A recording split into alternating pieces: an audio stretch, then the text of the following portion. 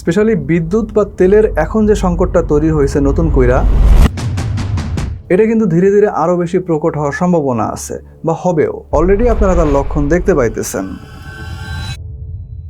এসকেই mini UPS বলতে যারা এতদিন এই ধরনের কিছু ক্লাসিক মডেলের ইউপিএসকে চিনতেন, তারা আজকের ভিডিওতে একটু বিশেষ মনোযোগ দেন, কারণ আজকে আমার হাতে এলএফপি টেকনোলজির 20,000 মিলিঅ্যাম্পিয়ার ব্যাটারি দিয়ে এমপাওয়ার্ড 36 ওয়াট আউটপুট দিতে সক্ষম এরকম এসকেই মিনি ইউপিএস এর একটা নতুন ভেরিয়েন্ট। এটা দেখতে শুনতে এবং ব্যবহারের সুযোগ সুবিধাগত দিক থেকে আগের যে কোনো ভেরিয়েন্টের চাইতে এটা কিন্তু অনেকটাই ডিফারেন্ট। ব্যাটারি এবং হার্ডওয়্যারের বেশ কিছু পার্থক্য আছে, প্লাস যুগের সাথে তাল মিলিয়ে এই ইউপিএস গুলোর আউটপুটকেও করা হয়েছে রিলেভেন্ট। তাছাড়া সাইজ, কালার এবং ডিজাইন সব মিলিয়ে ডিফারেন্ট একটা ভাইব পাওয়া যাচ্ছে আগের গুলোর তুলনায়। তারপরেও কিছু সমস্যা এখানে রয়ে গেছে যেটা সলভ করলে ভালো হইতো। সবকিছুই আজকের ভিডিওতে আপনারা জানতে পারবেন। আপনাদের সাথে আছে আমি মাজাহুল ইসলাম এবং আপনারা দেখছেন টিএসপি। তো এই হচ্ছে টোটাল প্যাকেজ। এসকির আগের ইউপিএস এর প্যাকেটগুলোর তুলনায় এটা কিন্তু অনেকটাই বড়। ব্যাটারির size, model number, input output সহ বেশ কিছু ইনফরমেশন বক্সের উপরেই দেওয়া আছে। আর পেছনের দিকে আছে ইউপিএসকে কোন কোন ডিভাইসের জন্য ব্যবহার করতে পারবেন তার কিছু নমুনা। যাই হোক, আমরা যদি বক্সকে ওপেন করি তাহলে প্রথমেই থাকছে একটা ইউজার ম্যানুয়াল, যেটা আসলে কেউ পড়ে না। দেন একটা চেম্বারের মতো দেওয়া আছে। আমরা আগে এই চেম্বারটা দেখি। এই চেম্বারের মধ্যে মোট 3টা জিনিস দেখা যাচ্ছে। এটা হচ্ছে একটা ওয়াই কেবল, যা আসলে একটা আউটপুট থেকে 2টা ডিফারেন্ট ডিভাইসকে চালাইতে সাহায্য করবে। এই চেম্বারের মধ্যে এরকম ওয়াই কেবল 2টা দেওয়া আছে, আর আছে একটা 2 পিনের পাওয়ার কেবল। অ্যান্ড এই হচ্ছে ইউপিএস। যারা নিজ চোখে এসকির আগের ভিডিওগুলো আমার দেখছেন অথবা বিভিন্ন ভিডিওতে এসকির মিনি ইউপিএস গুলো দেখছেন, তারা বুঝবেন যে এটার সাইজ কিন্তু আগেরগুলোর তুলনায় অনেকটাই বড়। খুবই শক্ত প্লাস্টিকের তৈরি। আমার কাছে এটার বিল্ড কোয়ালিটি খুবই ডিউরেবল মনে হয়েছে। অ্যান্ড এটার ওয়েট প্রায় আধা কেজির উপরে। ডিভাইসটা বাই কালার, উপরের অংশটা এবং দুই পাশ সাদা ম্যাট, এবং দুই পাশে গরম হাওয়া বাইরে বেরিয়ে যাওয়ার জন্য আছে ব্রিদিং ভেন্ট। আর সামনে, পিছনে এবং নিচের অংশটা হচ্ছে ব্ল্যাক। নিচের এই অংশটাতে ওয়াল মাউন্টের ফেসিলিটি এক্সপেক্ট করতেছিলাম, যেটা আনলাকিলি অনুপস্থিত। সামনের দিকে ডান পাশে এসকি ব্র্যান্ডিং করা আছে এবং বাম পাশ থেকে একটা স্ট্যাটাস লাইট, একটা অন অফ বাটন, ব্যাটারির লেভেল ইন্ডিকেটর এবং একটা ইউএসবি পোর্ট। আর পেছনের দিকে যদি আসি, একদম ডান পাশে আছে পাওয়ার ইনপুট সকেট। বক্সের ভিতরে যে 2 পিনের পাওয়ার কেবলটা দেওয়া আছে, এটার মাধ্যমে এই সকেটের সাহায্যে ইউপিএসটাকে চার্জ দিতে হবে। এরপরে আছে 3টা পাওয়ার আউটপুট। ডান পাশ থেকে প্রথমটা হচ্ছে 12 ভোল্ট, পরেরটা 9 ভোল্ট এবং তারপরেরটা হচ্ছে 5 ভোল্ট। এগুলো ডিটেলসে আমরা একটু পরে আসতেছি। তারপরে দেখেন একটা রিসেট বাটন আছে, দেন আছে 2টা পিওই ইথারনেট পোর্ট। আচ্ছা, প্রথমেই এই ইউপিএস এর একটা ডিফারেন্ট শব্দের সাথে আপনাদেরকে পরিচয় করাই দিই। সেটা হচ্ছে বক্সের উপরে দেখেন এলএফপি এরকম একটা কথা লেখা আছে। এটার ফুল ফর্ম হচ্ছে লিথিয়াম আয়রন ফসফেট।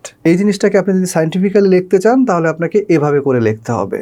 যাই হোক, এটা হচ্ছে এক ধরনের লিথিয়াম ব্যাটারি কেমিস্ট্রি, যেটা মিনি ইউপিএসকে অনেক বেশি সেফ এবং ডিউরেবল করতে ব্যবহার করা হয়। এই ধরনের সিমিলার ব্যাটারিগুলো আমরা বিভিন্ন ধরনের সোলার প্যানেল এবং ইলেকট্রিক যে ভেহিকেল আছে সেই সব জায়গায় ব্যবহার করতে দেখি। তো এই মিনি ইউপিএসে এই ধরনের ব্যাটারি ব্যবহার করার কারণ হচ্ছে এই ধরনের ব্যাটারিগুলো নর্মাল লিথিয়াম আয়ন ব্যাটারিগুলোর তুলনায় অনেক বেশি সেফ, অতিরিক্ত গরম হয়ে যায় না, ফলে দ্রুত ডিসচার্জ হয়ে যাওয়ার যে একটা সমস্যা দেখা যায় এটা এখানে হয় না। আবার এগুলো অনেক বেশি পরিমাণের পার্সেন্টেজে যদি ডিসচার্জ হয়, এর পারফরমেন্স কিন্তু কমে যায় না, অর্থাৎ ভোল্টেজটা স্টেবল থাকে। এই ধরনের ব্যাটারিগুলোর লাইফ স্প্যান অনেক বেশি থাকে। লাইক নর্মাল ব্যাটারিতে 500 থেকে 1000 লাইফ সাইকেল থাকে, এটার ক্ষেত্রে কিন্তু 2000 থেকে 5000। তো নর্মালি আমি যদি বোঝানোর জন্য আপনাদেরকে বলি তাহলে হচ্ছে আপনার নর্মাল যেসব ব্যাটারি ইউপিএসগুলো আছে সেগুলোর ব্যাটারির যে লাইফ স্প্যান সেগুলো 1.5 থেকে 1.5-2 বছরের মতো খুব ভালো মতো চলে। এরপর থেকে বিভিন্ন ধরনের সমস্যা দেখা দেয়। এই ব্যাটারিগুলো কিন্তু আবার একটু অন্যরকম। এগুলোর আপনার ধরেন যে একদম 5 থেকে 7 বছর পর্যন্ত অনায়াসে এই ধরনের ব্যাটারিওয়ালা ইউপিএসগুলোকে ব্যবহার করা যায়। সুতরাং অনেক লম্বা সময় ধরে এবং অনেক নিরাপদভাবে ব্যবহার করার জন্য এই ধরনের ইউপিএসগুলো কিন্তু উপযুক্ত। এখানে 2P2S অর্থাৎ 2 in প্যারালাল এবং 2 in সিরিজ এই পদ্ধতিতে মোট 4টা 5000 মিলিঅ্যাম্পিয়ারের ব্যাটারি দেওয়া আছে। ব্যাটারির গায়ে স্পষ্টভাবে ক্যাটাগরি, কেমিস্ট্রি, ভোল্টেজ, কারেন্ট ইত্যাদি সহ সব ধরনের স্পেক্স উল্লেখ করা আছে। আমি যতটুকু দেখছি এটা আমার দেখা best inside view of A mini UPS. So বুঝতেই পারতেছেন যে একদম ট্রেডিশনাল যে ইউপিএসগুলো আপনারা দেখেন সেটা কিন্তু এটা না। অন্ততপক্ষে ব্যাটারির যে টেকনোলজিক্যাল দিক সেটার দিক থেকে কিন্তু এটা অনেকটাই আপডেটেড। ব্যাটারিতে এলএফপি টেকনোলজি নাই এরকম যেসব ট্রেডিশনাল মিনি ইউপিএসগুলো মার্কেটে আছে 20,000 মিলিঅ্যাম্পিয়ারের, সেগুলোর ধরেন যে মার্কেট প্রাইস আপনার 3,000 থেকে 3100 বা ধরেন যে 4,000 টাকা পর্যন্ত পাওয়া যায়। এটার প্রাইস হচ্ছে 3790 টাকা। সো এই টেকনোলজি ব্যবহার করার ফলে একই 20,000 মিলি এম্পিয়ারের ব্যাটারিওয়ালা ইউপিএস এর তুলনায় প্রাইস আপনার খানিকটা বেশি আছে কয়েকটার তুলনায়। আবার দেখবেন যে কয়েকটা আছে যে এই টেকনোলজি ছাড়াই 20,000 মিলি এম্পিয়ারের দাম কিন্তু এর থেকে বেশি। So build quality, battery technology সব কিছু মিলিয়ে আমার কাছে প্রাইসিংয়ের যে বিষয়টা এটা আপাতত রিজনেবল বলেই মনে হয়েছে। এই ইউপিএসটার পাওয়ার আউটপুট নিয়ে অলরেডি আপনারা জানেন যে এটার কিন্তু সর্বোচ্চ আউটপুট ক্ষমতা হচ্ছে 36 ওয়াট। আর আউটপুট নেওয়ার জন্য এখানে আছে মোট 3 ধরনের 5টা পোর্ট। একদম ফ্রন্টে আছে 5 ভোল্টের একটা ইউএসবি পোর্ট, যার মাধ্যমে মোবাইল ফোন চার্জ করা যাবে, অথবা যদি আপনি আইপি ক্যামেরাতে ব্যাকআপ নিতে চান সেটাও পারবেন। সেই সাথে 5 ভোল্টে অপারেট করা যায় এরকম যে কোনো জিনিস আপনি চাইলে কেবলের মাধ্যমে অপারেট করতে পারবেন। পিছনের দিকে আছে 5, 9, 12 এই 3 ভেরিয়েন্টের ডিসি ভোল্টেজ আউটপুট। এই পোর্টগুলো হচ্ছে মূলত আপনার সুইচ, ওয়াইফাই রাউটার এবং অন্য ডিভাইসকে পাওয়ার আপ করার জন্য। যদি আপনার একই ভোল্টেজের দুইটা হয়, যেমন ধরেন যে আপনার রাউটার এবং অনু দুইটাই হচ্ছে 12 ভোল্টের, তাহলে বক্সে থাকা এই যে ওয়াই কেবলটা দেখতেছেন এইটাকে তখন 12 ভোল্টের পোর্টে ব্যবহার করতে হবে। এবং এক্ষেত্রে একটা কথা বলি, এই পোর্টগুলোর সর্বোচ্চ কারেন্ট সাপ্লাই করার যে ক্ষমতা সেটা হচ্ছে 3 এম্পিয়ার। সো আপনার যত এম্পিয়ার লাগুক না কেন আপনি যে কোনো পোর্ট থেকে সেই এম্পিয়ারটা কিন্তু পাচ্ছেন। আর পিওই অর্থাৎ পাওয়ার ওভার ইথারনেটের যে পোর্টগুলো, এগুলোকে আবার আপনি সিসি ক্যামেরাতে ব্যাকআপ নেওয়ার ক্ষেত্রে ব্যবহার করতে পারবেন। বা যেসব ডিভাইসে আপনার পিওই ইথারনেট পোর্ট আছে, যেমন ধরেন যে অনেকগুলো রাউটারে কিন্তু পিওই পোর্ট থাকে, অনেক সুইচে পিওই পোর্ট থাকে, সেই ধরনের রাউটার অথবা সেই ধরনের সুইচও আপনি চাইলে এই পিওই ইথারনেট পোর্টের মাধ্যমে চালাইতে পারবেন। উদাহরণস্বরূপ যেমন ধরেন আমি যদি বলি টিপি-লিঙ্কের এই দুইটা রাউটারের কথা, তাহলে এখানে কিন্তু ইথারনেট পোর্টগুলো যেগুলো দেওয়া আছে এগুলো হচ্ছে পিওই সাপোর্টেড।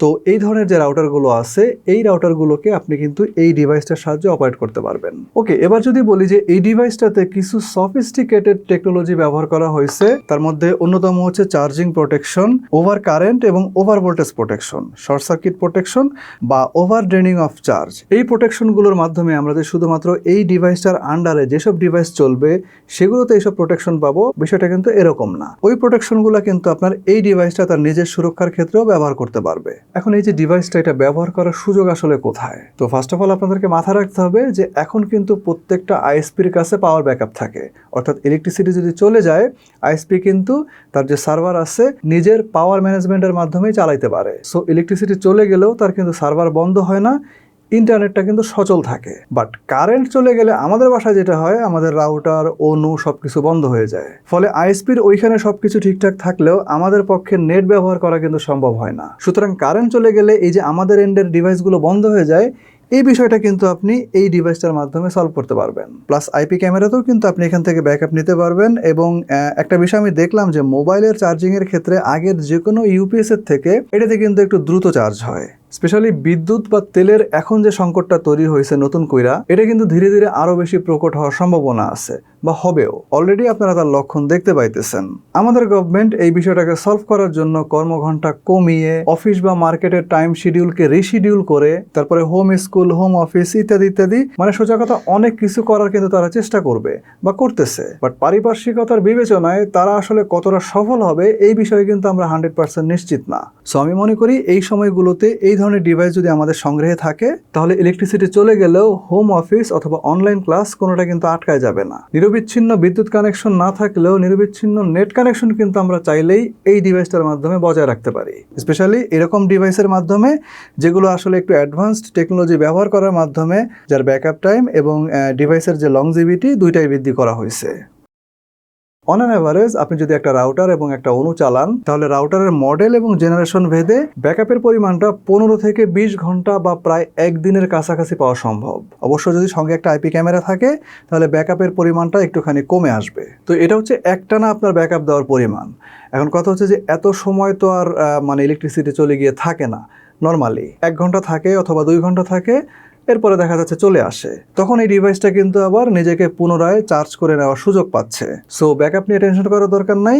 ইভেন যেখানে আপনার কারেন্ট গিয়ে 6-7 ঘন্টা থাকে বা ধরেন যে আধা দিনই আসলো না, তাদেরও আই থিঙ্ক যে যদি এই ডিভাইসটা থাকে ব্যাকআপ নিয়ে তেমন একটা মানে টেনশন করার দরকার হবে না। তো এই কথাটা কেন বললাম, যে সামনে তো আবার ঝড় বৃষ্টির টাইম আসতেছে। তো যারা একদম মফস্বলে থাকেন অথবা গ্রাম অঞ্চলে থাকেন তাদের কিন্তু আবার এই ঝড় বৃষ্টির টাইমটাতে ইলেকট্রিসিটি খুবই প্রবলেম করে। তো দেখা যাচ্ছে যদি দিনের অর্ধেকও কারেন্ট আপনার না থাকে বাকি অর্ধেকেও যদি আপনি এটাকে চার্জ করতে পারেন তাহলে আপনি দেখবেন যে আপনার মোটামুটি হয়তো বা নেট ছাড়া থাকা লাগবে না। তবে এত ভালোর মধ্যে একটুখানি খারাপ আছে, সেটা হচ্ছে এর পিছনে কোনো ধরনের কোনো ওয়াল মাউন্ট দেওয়া নাই। যদি দেওয়া থাকতো তাহলে এটার ব্যবহারের যে ফ্লেক্সিবিলিটি সেটা আরও একটু বৃদ্ধি পাইতো। আচ্ছা, এখন সর্বশেষ যে এই ইউপিএসটা আপনারা কোথায় পাবেন তার জন্য ভিজিট করতে পারেন famousgadget.com। এই যে এই ওয়েবসাইটটা, এখানে প্রাইস দেওয়া আছে 6 মাসের ওয়ারেন্টি সহ ৩,৭৯০ টাকা। ফেমাস গেজেট তাদের ওয়েবসাইটে এইটা ছাড়াও আরও বিভিন্ন ধরনের মিনি ইউপিএস সেল করে। আপনার দরকার, আপনার পছন্দ এবং আপনার বাজেট এইগুলো অনুসারে আপনি যে কোনো একটাকে চয়েস করতে পারেন। তবে আপাতত সব দিক বিবেচনা করে আমার রিকমেন্ডেশন হচ্ছে এই ডিভাইসটা। যদি আপনার খরচ করার মতো অ্যাবিলিটি থাকে আপনি অবশ্যই এই ডিভাইসটার পিছনে খরচ করতে পারেন, আপনার কাজে লাগবে। তো আজকের ভিডিও এই পর্যন্তই।